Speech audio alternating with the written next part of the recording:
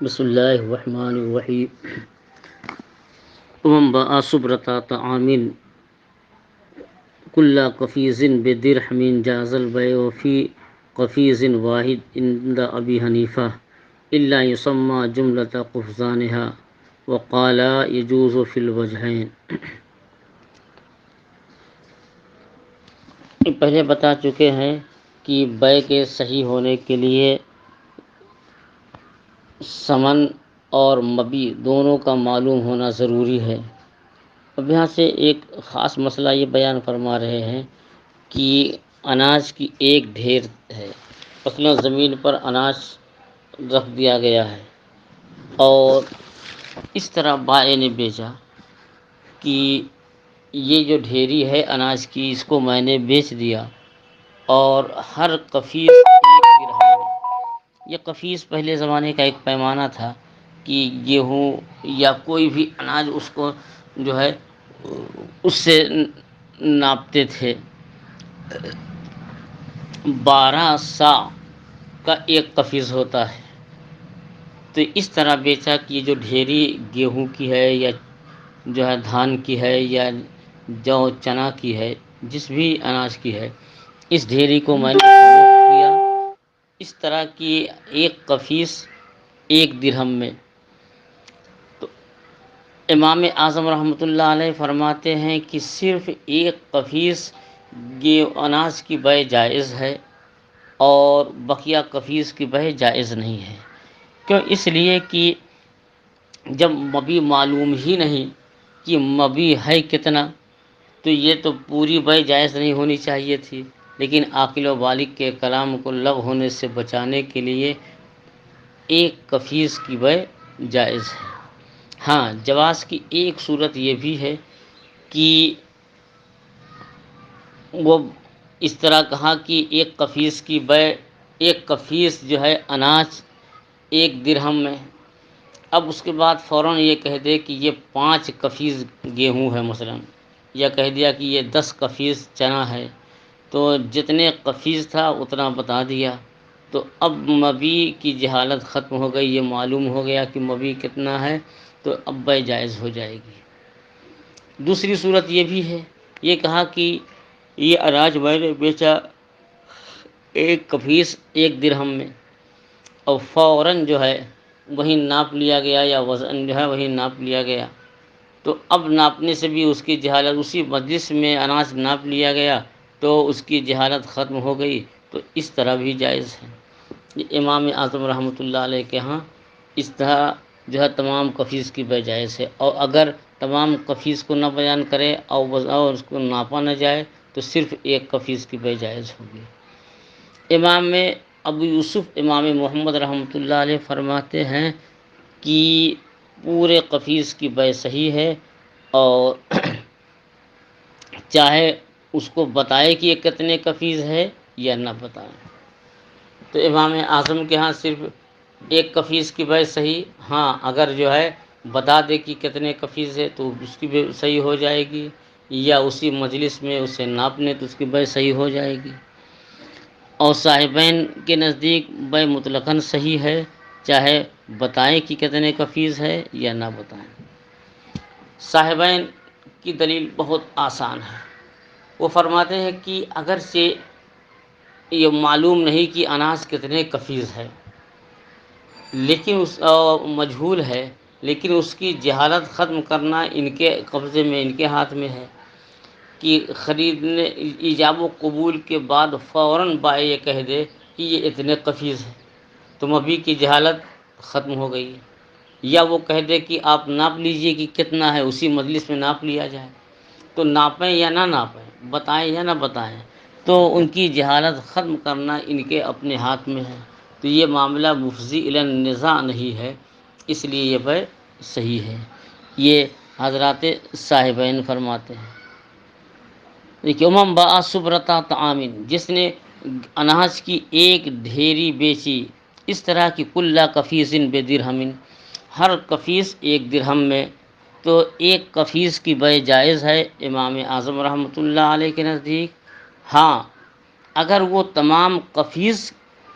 کو بیان کر دے، مثلا اتنے قفیز ہے تو پورے قفیز کی بے، پوری ڈھیری کی بے جائز ہو جائے گی۔ وقال یجوز فی الوجہین، اور حضرات صاحبین فرماتے ہیں کہ دونوں صورتوں میں قفیز کے سارے ڈھیری کی بے جائز ہے، چاہے اس کی مقدار بیان کریں یا نہ بیان کریں۔ امام اعظم رحمۃ اللہ علیہ کی دلیل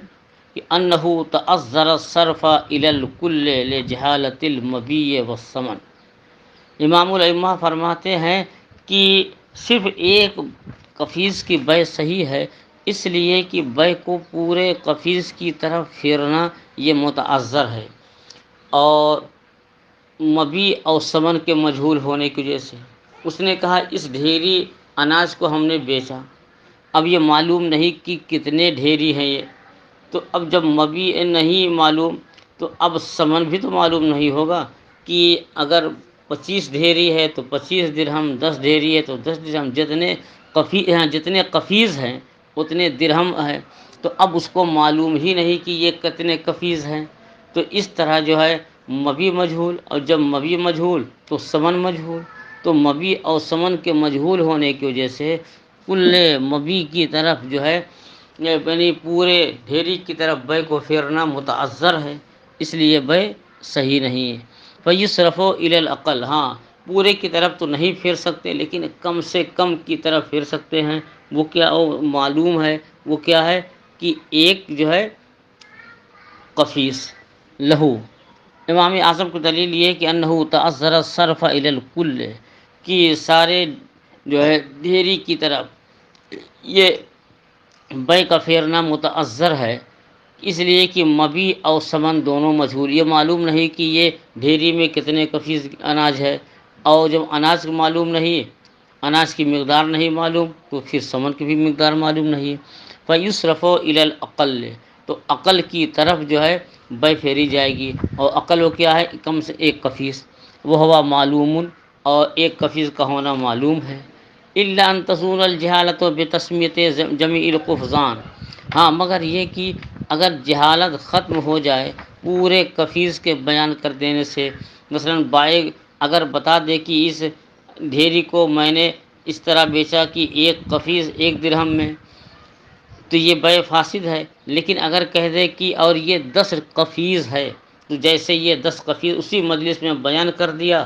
تو یہ مبیع کی جہالت ختم ہو گئی، جب مبیع کی جہالت ختم ہو گئی تو ثمن کی بھی جہالت ختم ہو گئی، 10 قفیز ہے تو 10 درہم ثمن بھی واجب ہوگا، مگر یہ کہ جہالت زائل ہو جائے تمام قفیز کی کو بیان کر سکے، او بالکیل فی المجلس، یا مجلس میں جو ہے بیان ناپ کر کے کہ یہاں کتنے قفیز ہیں ناپ لیا جائے پیمانے سے۔ وسارا کما لو اقر وقال لفلان علی کل درہم وعلیہ درہم واحد بالاجماع۔ اب امام اعظم ایک مسئلے سے جو ہے جزیے سے نظیر پیش فرما رہے ہیں کہ مثلا ایک شخص نے کہا مجھ پر 10 درہم زید کا واجب ہے، تو 10 درہم تو دینا اس پر واجب الادا ہوگا، چاہے باقی تھا یا باقی نہیں تھا۔ لیکن اگر وہ اس طرح کہتا ہے کہ فلاں کا میرے اوپر سارے درہم ہیں، تو اقرار تو یہ صحیح ہے، مگر یہ جو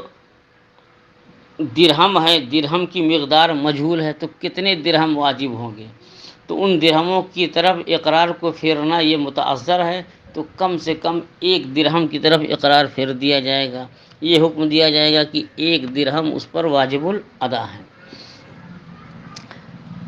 یہ ایسے ہی جیسے کسی نے اقرار کیا کہ فلاں کا میرے اوپر سارے درہم ہیں، تو اس اقرار کرنے والے پر صرف 1 درہم واجب ہوگا بالاجماع، کیوں؟ اس لیے کہ کتنے درہم ہے ان کی مقدار نہیں بیان کر رہا ہے، اور ان کی جو ہے مقدار مجہول ہے، متعذر ہے، اس لیے ان کی طرف اقرار کو تو پھیر نہیں سکتے، لیکن کم سے کم 1 درہم کی طرف اقرار کو پھیر دیں گے۔ ولہما، حضرات صاحبین کی دلیل کہ ان الجہالۃ بیدہما ازالتھا، کہ یہاں مبیع اور ثمن اگرچہ جو ہے مجہول ہیں، لیکن ان کی جہالت کو زائل کرنا ان دونوں کے ہاتھ میں ہے، بائع اور مشتری کے۔ بائع یہ کہہ دے مثلا کہ یہ 10 جو ہے قفیز اناج ہے، تو مشتری یہ کہہ دے کہ میں نے 10 درہم میں خریدا بھی، تو مبی کی جہالت بائع نے زائل کر دیا اور ثمن کی جہالت جو ہے مشتری نے زائل کر دیا، اب تو کوئی حرج نہیں۔ حضرات صاحبین فرماتے ہیں کہ ان کی جہالت کو، ثمن اور مبی کی جہالت کو زائل کرنا بائع اور مشتری کے ہاتھ میں ہے۔ وَمِثْلُهَا غَيْرُ مَانِعٍ، اور اس طرح کی جہالت جو ہے صحت عقد سے مانع نہیں ہے کہ جس کی جہالت مجلس عقد میں زائل ہو سکے۔ کما اذا با عبدن من عبدین، اب ایک مثال دے رہے ہیں کہ جیسے کسی نے جو ہے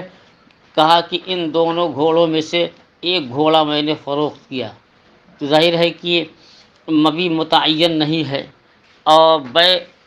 کے صحیح ہونے کے لیے مبی اور ثمن کا متعین ہونا چاہیے۔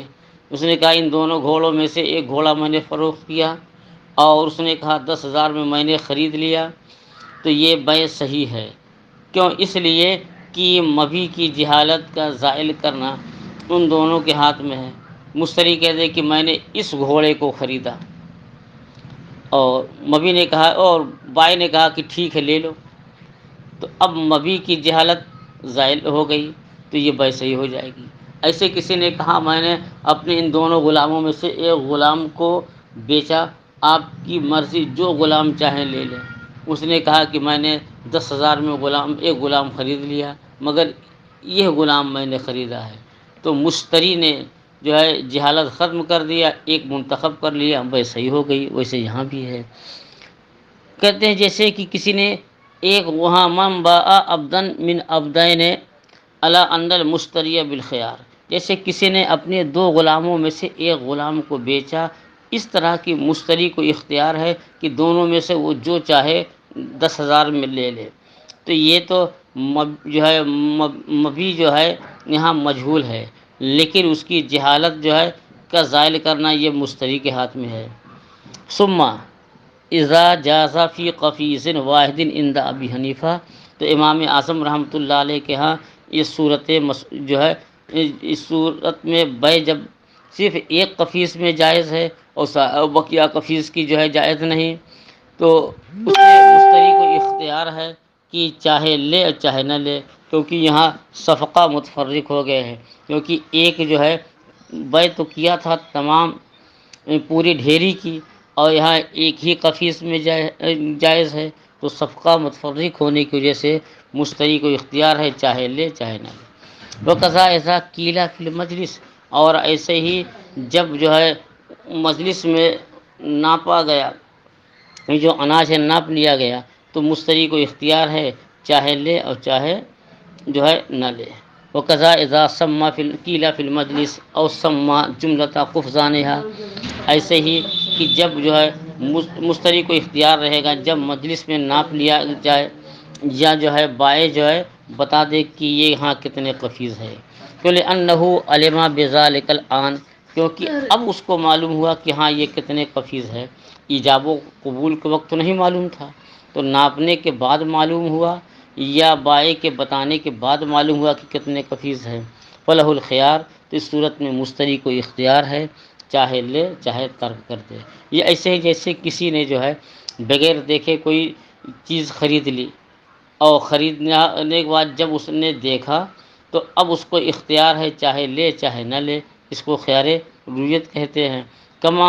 فَلَهُ الْخِيَارُ، اس کو اختیار ہے، کما اذا رآہ، جیسے ولم یکن رآہ وقت البیع، جیسے کسی نے مبی کو دیکھا لیکن وقت بیع نہیں دیکھا تھا، تو دیکھنے کے بعد اسے خیار رویت حاصل ہوگا۔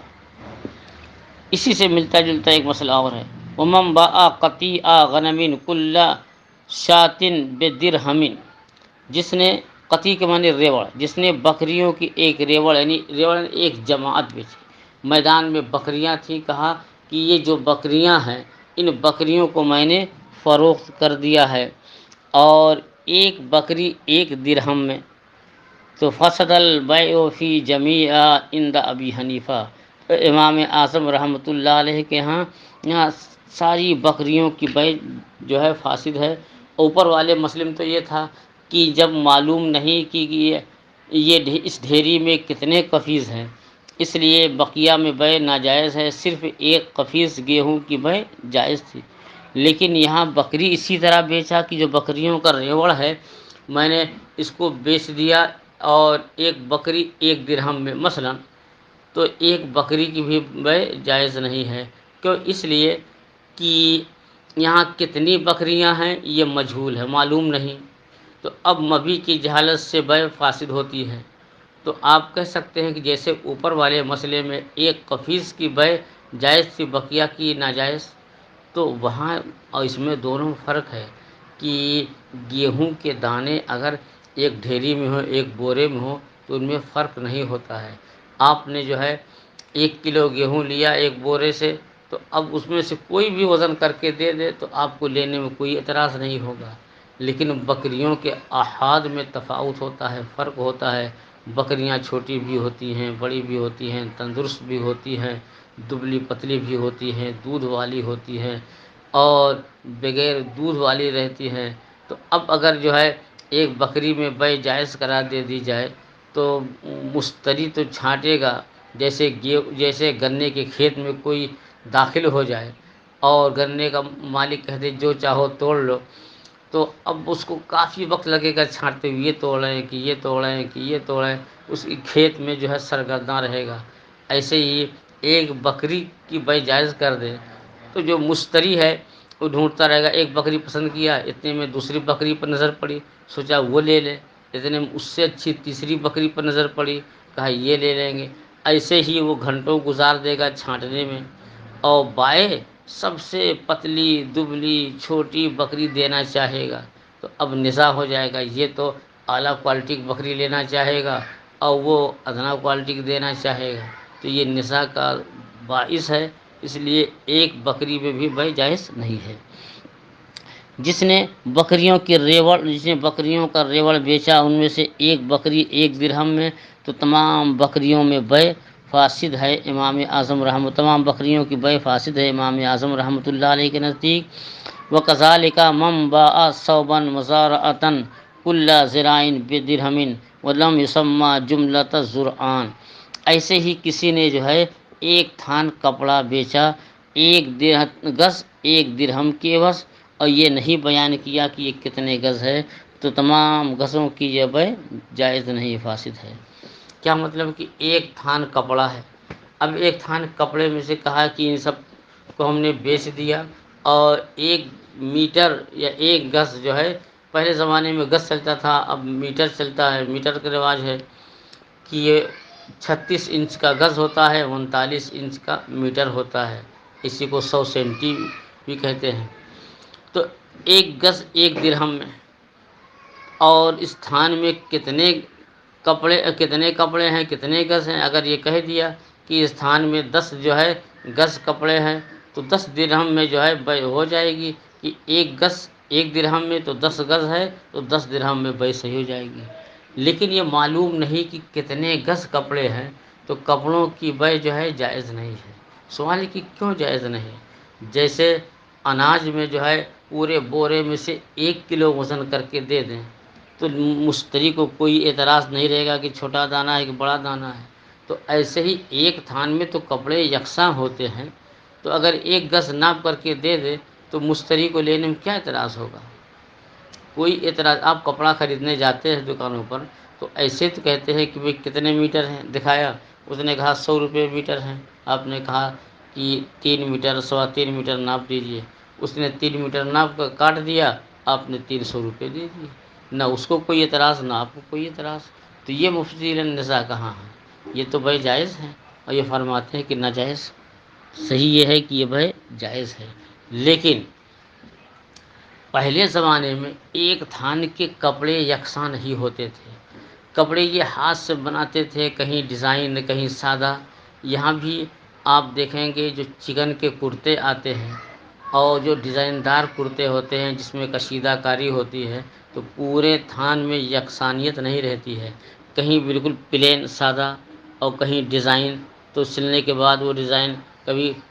آستین پر آ جائے گی، پیٹھ پر آئے گی، گلے پہ آئے گی، کالر پر آئے گی، تو 1 میٹر بالکل سادہ، پھر اس کے بعد ڈیزائن، پھر سادہ، پھر ڈیزائن، اس طرح رہتے ہیں پورے تھان۔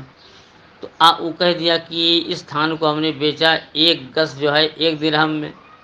آپ نے کہا 1 گز دے دیجئے، اب وہ دکاندار جو ہے جو سادہ بالکل پلین ہے وہ دینا چاہے گا،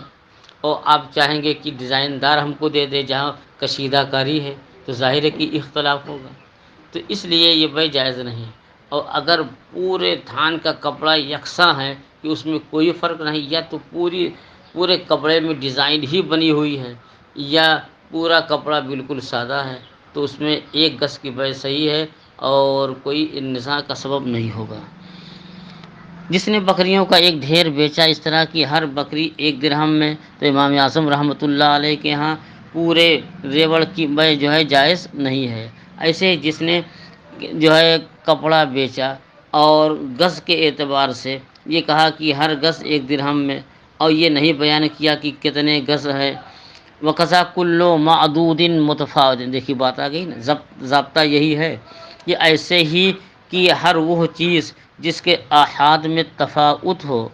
تو اس کی بھی بیع جائز نہیں ہے۔ مثلا آپ گئے ایک ٹرے، اس نے انڈا دکھایا تو کہا کہ 5 روپے فی پیس، ایک انڈا 5 روپے جو ہے، اب تو ایک انڈے کی بیع کم سے کم جائز ہے، اور کوئی بھی انڈا لے لے گا، کوئی بھی انڈا دے گا تو آپ لے لیں گے، کیونکہ ایک ٹرے کے انڈوں میں فرق نہیں ہوتا ہے۔ لیکن اگر تربوز ہے اور تربوز کی ڈھیری لگی ہے، اب اس میں کہا کہ یہ تربوز کی ڈھیری میں نے بیچ دی، اور ایک تربوز جو ہے 5 روپے میں، تو یہ نزاع کا باعث۔ تربوز چھوٹے بھی ہوتے ہیں، 1 کلو کا بھی ہوتا ہے، 1 کلو سے کم کا بھی ہوتا ہے، 10 کلو کا، 10 کلو سے زیادہ کا۔ اب ایک تربوز 5 روپے کے یہ کہہ کر پوری ڈھیری بیچ دیا، اور جو ہے آپ جیسے کوئی چالاک ہوں گے، عقل مند ہو گئے، تو جو سب سے بڑا ہے وہ لینے کی کوشش کریں گے، اور دکاندار سب سے چھوٹا دینے کی کوشش کرے گا، اسی میں جھگڑا ہو جائے گا۔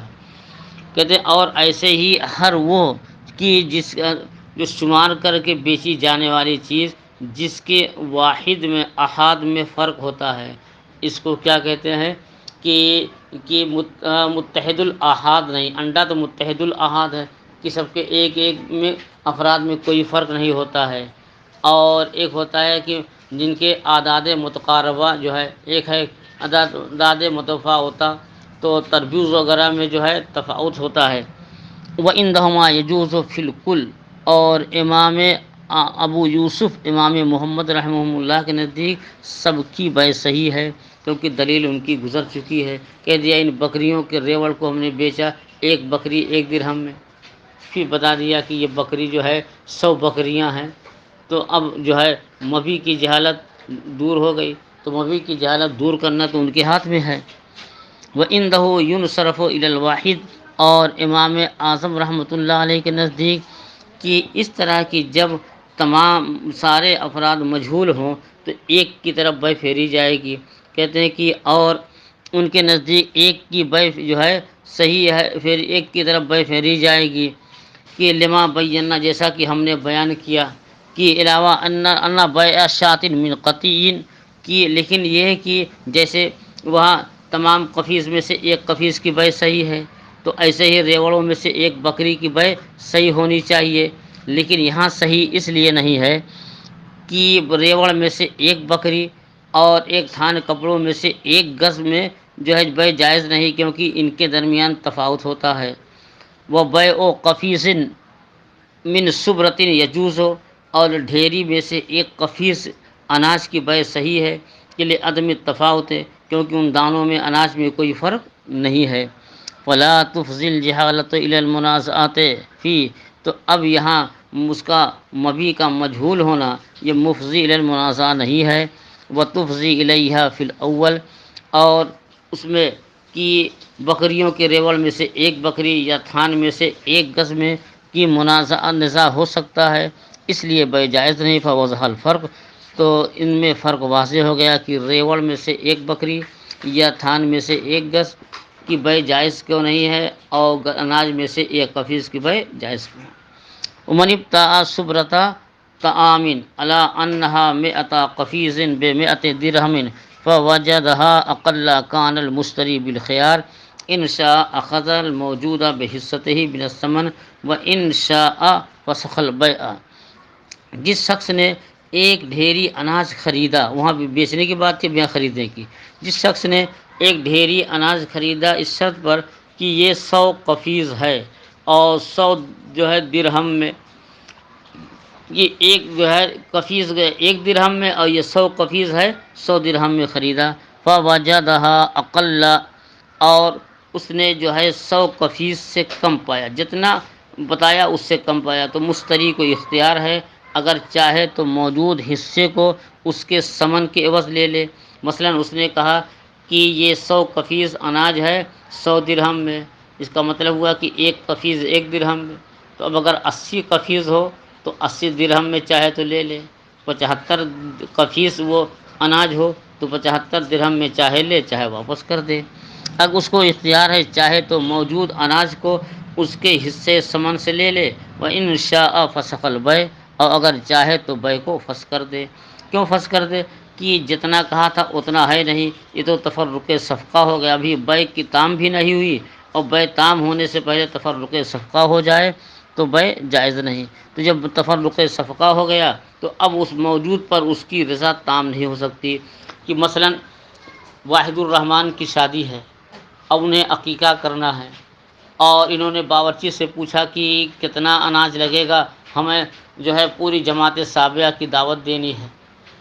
تو باورچی نے بتایا کہ یہ 100 کفیز جو ہے آٹا یا گیہوں لگے گا۔ اب اس نے جو ہے 100 کفیز سمجھ کر کے خرید لیا، اور اس کی بات پر جو ہے باب الاختر کی بات پر اعتماد کرتے ہوئے 100 کفیز خرید لیا، اور باب الاختر نے دھوکہ یہ دیا کہ 70 کفیز کو 100 بنا کر بیچ دیا۔ جب واحد الرحمن نے اسے ناپا تو ناپنے پر جو ہے وہ 70 ہی کفیز نکلا، تو ظاہر ہے کہ خرچ ہے 100 کفیز اناج یہ آٹے کا، اور موجود ہے 70 ہی کفیز، تو کن لوگوں کو کھلائے گا کن کو نہیں کھلائے گا؟ تو سوچے گا چلو نہیں لیں گے، اب صرف جو ہے مچھلی بھات ہی کھلا دیں گے، اور وہاں کے لوگ مچھلی بھات پسند بھی کرتے ہیں۔ یا یہ کہ جہاں 100 کفیز ہوگا ہم اسی سے لیں گے، تو اس کی رضامندی یہاں نہیں ہے، اس لیے اس کو اختیار ہے چاہے لے چاہے نہ لے۔ لیکن اگر جو ہے وہ ایک جو 100 کفیز بیچا تھا اتفاق سے 100 نہیں 110 کفیز ہے، اب کیا ہوگا؟ کہتے ہیں کہ وَإِنْ وَجَدَهَا أَكْثَرَ، اور اگر 100 جو ہے کفیز جتنی بیع ہوئی تھی مثلا 100 کفیز سے زیادہ وہ نکلا، فَالْبَائِعُ زِيَادَةٌ لِلْبَائِعِ، تو وہ جو زائد ہے وہ بائع کی ملک ہے، تو لِأَنَّ الْبَيْعَ وَقَعَ عَلَى مِقْدَارٍ مُعَيَّنٍ، کیونکہ بیع ایک مقدار معین پر واقع ہوئی ہے، مثلا 100 کفیز پر، اور یہ اناج جو ہے یہ آٹا یہ 110 کفیز ہے، تو 110 کفیز میں 100 بائع کے ہو مشتری کے ہو جائیں گے اور 10 جو ہے بائع کے۔ وَالْقَدْرُ لَيْسَ بِوَصْفٍ، اب یہ کہہ رہے ہیں کہ ایک ہے وصف ایک ہے مقدار، تو وصف کی کمی بیشی کا اعتبار نہیں ہوتا۔ کسی نے غلام بیچا اور یہ کہہ کر کے کہ یہ غلام بے ہنر ہے، اور مشتری نے خرید لیا، خریدنے کے بعد معلوم ہوا کہ یہ تو بہت با کمال شخص ہے، یہ تو کاتب بھی ہے، کمپیوٹر بھی چلانا جانتا ہے، اور یہ حجامت بھی جانتا ہے، اور کھانا بھی پکانا جانتا ہے، اس کے اوصاف بہت خوبیوں کا جامع ہے، تو اب خوبیوں کے جامع اس کی وجہ سے جو ہے کہ ثمن میں کوئی اضافہ نہیں ہوگا،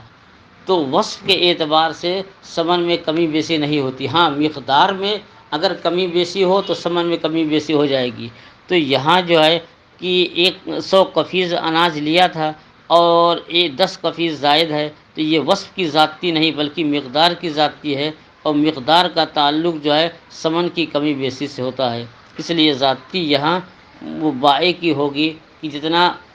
زیادہ ہے اتنا بائع واپس لے لے گا۔